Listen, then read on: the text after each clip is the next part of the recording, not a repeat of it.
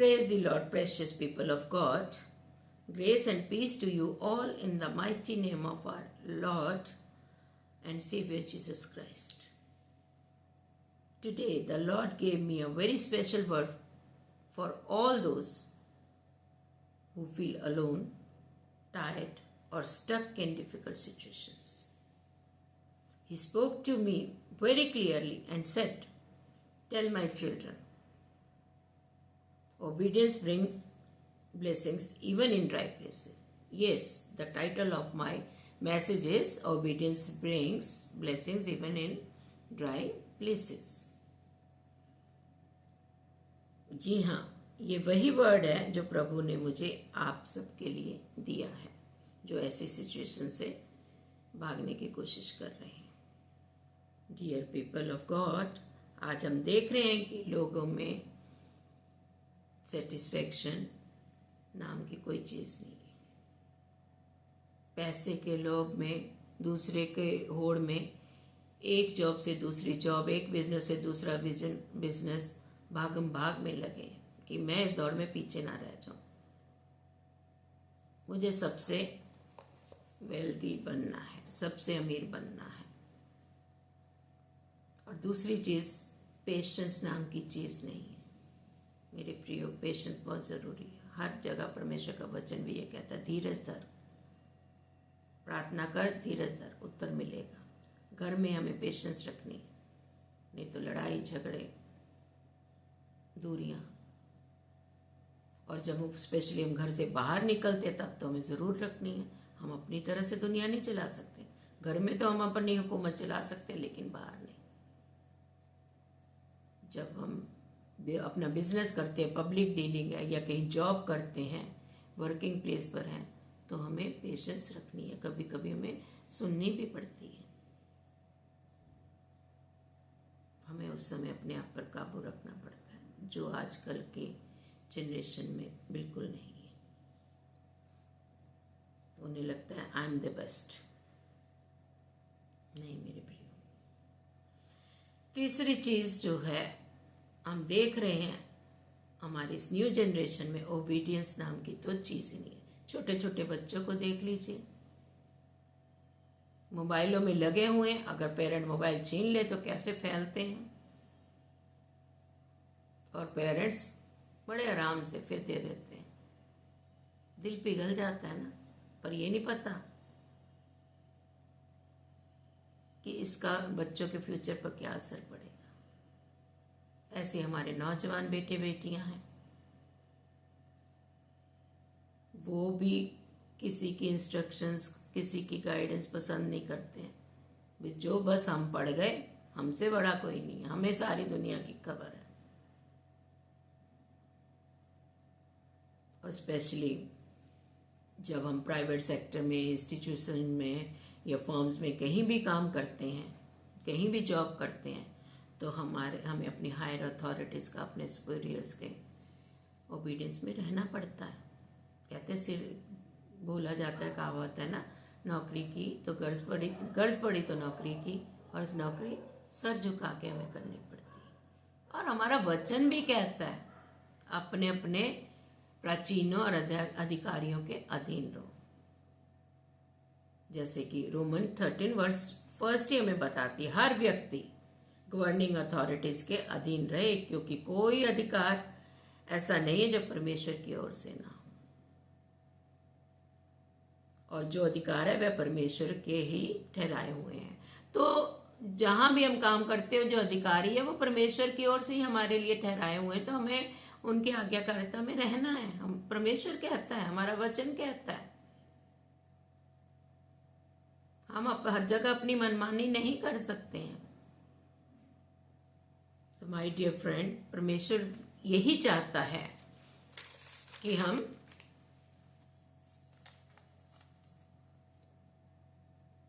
पैसे के पीछे ना भागे, या एडवर्स सिचुएशंस को देख के भागे नहीं। वो कहते हैं मत भागो, वहीं रहो, ट्रस्ट करो और पेशेंस रखो। मैं आपको वही ब्लेसिंग्स दूंगा और आपको उन्हीं लोगों में ऑनर भी मिलेगा। ये परमेश्वर का वायदा, मैं नहीं कह रही हूँ, परमेश्वर का वायदा, क्योंकि उसने अपने वायदे को मेरे जीवन में भी पूरा किया। मैं भी जब जॉब, मुझे बहुत ही इधर उधर छोटे स्कूलों में करने के बाद मुझे इतने बड़े स्कूल में Saint Paul church college unit 2 में जॉब मिली थी, तो किसी कारण उन दिनों जब मैं नई गई थी तो बहुत सारे टीचर्स को निकाल दिया जाता था। कोई कारण होते थे, मेजर कारण, ऐसे कोई नहीं निकालता। लेकिन मुझे बहुत डर लगता था और मैं परमेश्वर से हमेशा प्रार्थना करती थी, चर्च में जाके भी चुपचाप, कि प्रभु तूने मुझे मेरे नाम की सील लगाई है, मुझे कोई यहाँ से हिला नहीं सकता। तूने मुझे ये जगह दी, मुझे कोई हिला नहीं सकता। और मैं बहुत टेंशन में रहती थी। तो एक दिन मेरी प्रिंसिपल मैम दान, उन्होंने मुझे बोला, मिसेस एलिस आप क्यों इतनी टेंशन लेती हैं, अब आप यहाँ से रिटायर होकर ही जाएंगे। और मैं सच में कहती हूँ, जिस दिन मैं रिटायर हुई मुझे ये वर्ड याद आए और ये मैंने वहीं सारे स्टाफ के सामने दोहराए और मैम हग्ड में।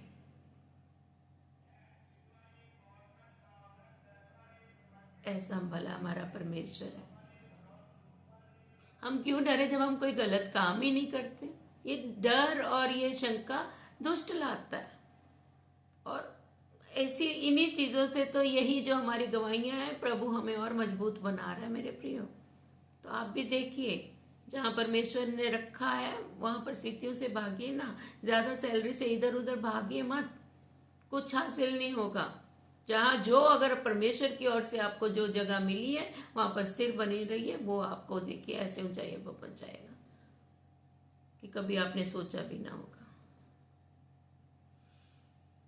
चाहे आपका ड्राई सीजन है या अनफेवरेबल सिचुएशंस हो, परमेश्वर के ओबीडियंस में को फॉलो करना ही वो की है जो आपके सुपर नेचुरल ब्लेसिंग्स के दरवाजे खोल देगी। अगर आप बने रहे उसी में, तो वो चाबी है परमेश्वर की आज्ञाकारिता में रहते हुए वहां पर बने रहे, तो आपके लिए वहीं पर उसी जगह पर सुपर नेचुरल ब्लेसिंग्स के दरवाजे खुल जाएंगे। जहां दुनिया सूखा देखती है, यहाँ पर सूखा है, यहाँ पर ये है वो है, लेकिन वहीं पर परमेश्वर फ्रूटफुलनेस ला सकता है। कैसे? अब क्वेश्चन है कैसे ला सकता है? ओनली ओबीडियंस और ट्रस्ट के द्वारा। उस पर भरोसा रखिए, उसकी आज्ञाकारिता में बने रहिए।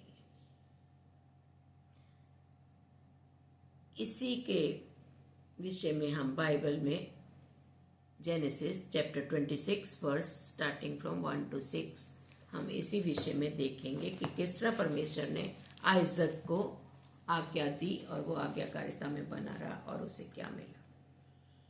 Genesis chapter 26 verse starting from 1। उस देश में अकाल पड़ा, यह उस अकाल से अलग था जो अब्राहम के दिनों में पड़ा था। इसलिए इज़हाक गरार के पलिश्तियों राजा अबीमेलेक के पास गया। वहां यहोवा ने उसको दर्शन दिया और कहा, मिस्र में मत जा, जो देश मैं तुझे बताऊं उसी में रह। तू इसी देश में रह और मैं तेरे संग रहूंगा, तुझे आशीष दूंगा और ये सब देश मैं तुझको और तेरे वंश को दूंगा। और जो शपथ मैंने तेरे पिता अब्राहम से खाई थी उसे मैं पूरी करूंगा। तो परमेश्वर उस राजा इज़हाक का राजा अबीमेलेक के पास जाने से पहले ही जान गया था और उसको दर्शन देकर ये आज्ञा दी, क्योंकि वो ही आज्ञा उसने अब्राहम को दी थी कि तेरा वंश इतना बढ़ाऊंगा। तो वो मुकरा नहीं अपनी आज्ञा से। उसने कहा जो मैंने तेरे पिता को दी थी, अब्राहम को दी थी, कि ते आगे के 4th वर्ष में मैं तेरे वंश को आकाश के तारागण के समान करूंगा और मैं तेरे वंश को ये सब देश दूंगा और पृथ्वी की सारी जातियां तेरे वंश के कारण अपने को धन्य मानेंगी, क्योंकि अब्राहम ने मेरी मानी, वो भी मेरी आज्ञाकारिता में रहा और जो मैंने उससे सौंपा था उसको और मेरी आज्ञाओं, विधियों और व्यवस्था का उसने पालन किया। इसलिए कहते रहे यहोवा का भय मानना बुद्धि का मूल है। तो भय मानना, उससे डरना कांपना नहीं है, उसकी आज्ञाकारिता में बने रहना है, उससे हटकर नहीं जाना है। जैसे वो गाइड कर रहा है, जिस मार्ग पे कह रहा है मार्ग यही है, इसी पर चलो, तो उसी पर चलना है। तो देखिए ये आज्ञाकारिता आपके और मेरे जीवन में क्या रंग लाती है मेरे प्रियो। कभी लाइफ में हमें ड्राई और बैरन सिचुएशन लाइफ हमें ले आती है, इन सिचुएशन से गुजरना पड़ता है, लेकिन प्रेयर्स का जवाब नहीं आ रहा होता, हमें लगता है एफर्ट्स वेस्ट लग रहे होते हैं, और हम सोचते हैं कि हमें यहाँ से निकल जाना ही बेहतर है। ऐसा हमारे दिलों में आता है, और वो कौन लाता है? दुष्ट लाता है। शक, डर कि यहाँ तुम्हारी कोई बढ़ोतरी नहीं है, कोई प्रोग्रेस नहीं है, कोई सक्सेस तुम्हें यहाँ नहीं मिलेगी। लेकिन the voice of God says, fear या सर्कमस्टांसेस से मत भागिए, चाहे सिचुएशंस अनफेवरेबल हो, बट वहीं रहो। मैं तुम्हें वहीं बढ़ाऊंगा, ऑनर दूंगा, प्रमोशन दूंगा। ये परमेश्वर कह रहा है, मैं नहीं कह रहा। आपने याजक का अभी पढ़ा है, पूरा चैप्टर पढ़िएगा। ये परमेश्वर की ओर से मैं आपको कन्वे कर रही हूँ। जो परमेश्वर ने मुझे आज आज्ञा दी वो मैं आप तक पहुंचा रही हूँ। और परमेश्वर ने भी किसी पर नहीं थोपा था, मैं भी नहीं थोप रही हूँ। ये आप पे डिपेंड करता है, आपको चुनना है किस मार्ग पर चलना है। अपनी मनमानी करनी है या परमेश्वर की आज्ञाकारिता में चलना है।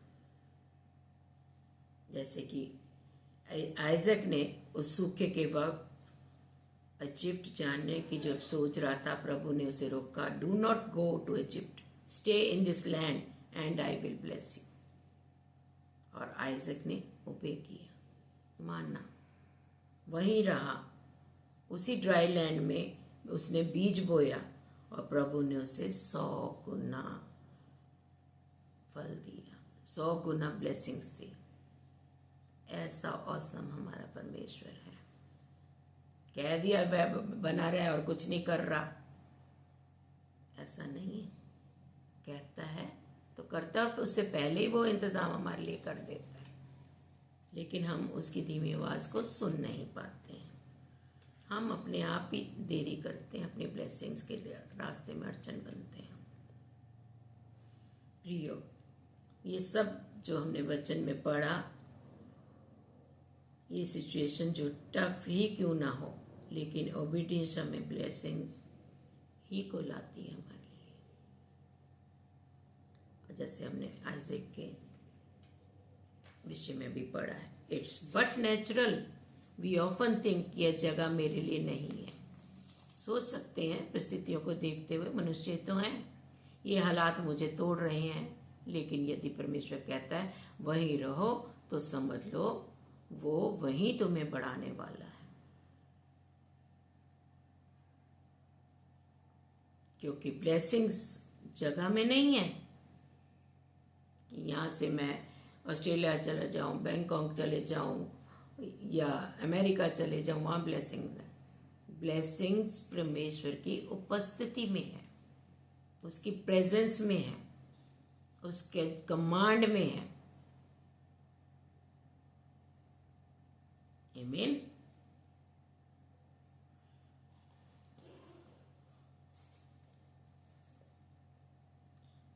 मेरे प्रिय, प्रभु आज के लिए कह रहे हैं, जहां तुम ड्राई और होपलेस महसूस कर रहे हो ना, उसी जगह में तुम्हारे लिए मैं फ्रूटफुलनेस प्रिपेयर कर रहा हूं। मैं शांत नहीं बैठा हूं, वहीं तुम्हारे लिए फ्रूटफुलनेस ला रहा हूं। तुम्हारी ओबीडियंस तुम्हारे मिरेकल का दरवाजा खोल देगी। बेशक ओबीडियंस इजी नहीं है, लेकिन याद रखिए ओबीडियंस जो है डिवाइन रिवार्ड लाती है। ओबीडियंस डिवाइन रिवॉर्ड लाती है। सो let Psalm 37 verse 3, trust in the Lord and do good, dwell in the land and enjoy safe pasture. Deuteronomy chapter 28 verse 8, the Lord will command the blessings on you in your storehouse and in all to which you set your hand. Let us affirm, Lord, मैं डर को छोड़कर obedience को choose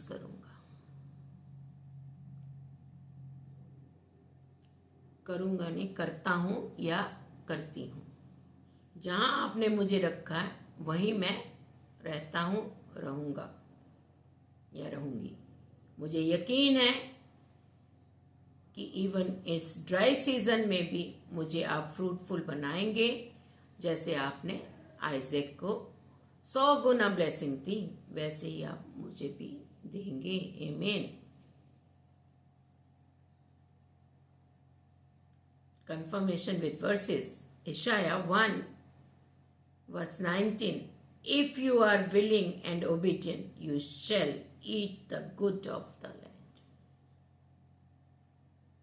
ये versus confirm करती हैं, अगर आप विलिंग हैं, ओबीडियंस में रहेंगे, तो you shall eat the good of the land. Jeremiah chapter 17 verse 7-8. Blessed is the one who trusts in the Lord. He will be like a tree planted by the water, whose leaves are always green and never fail to bear fruit. Philippians chapter 1 verse 6 states, he who began a good work in you will carry it on to completion.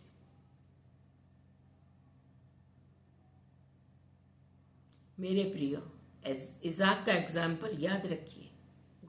God told him, don't go to Egypt, and Isaac obeyed.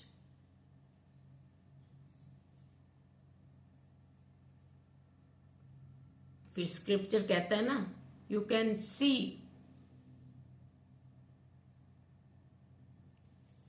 in verse in Genesis chapter 26 verses 12 and 13.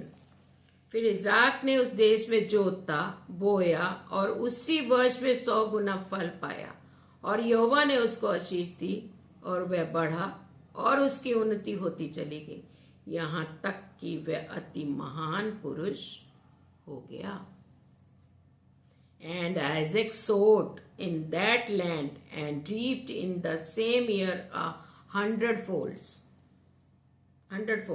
The Lord blessed him, and the man became rich and gained more and more until he became very wealthy. English version आप पढ़िए, देखिए कितने प्यारे ढंग से लिखे। इतना बढ़ाया जब तक कि वो इतना सबसे ज्यादा वेल्दी नहीं हो गया। ये उसको परमेश्वर की आज्ञाकारिता में रहने का उसको मिरेकलस उसको फ्रूट मिला।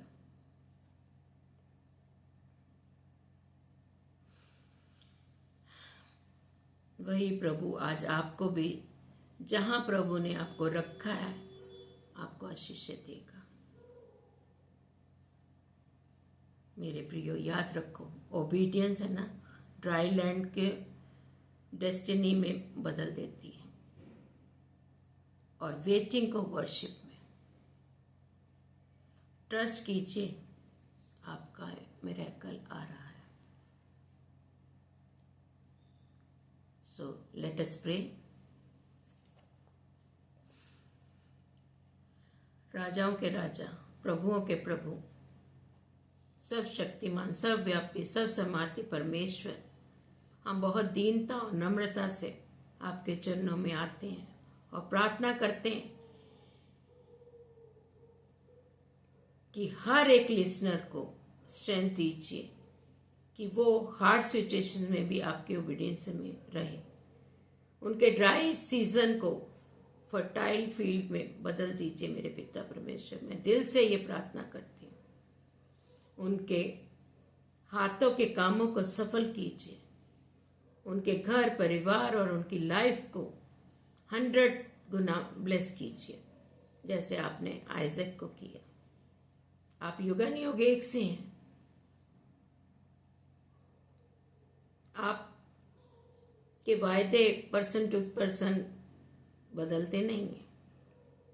सबके लिए हाँ और आमीन के साथ पूरे होते हैं।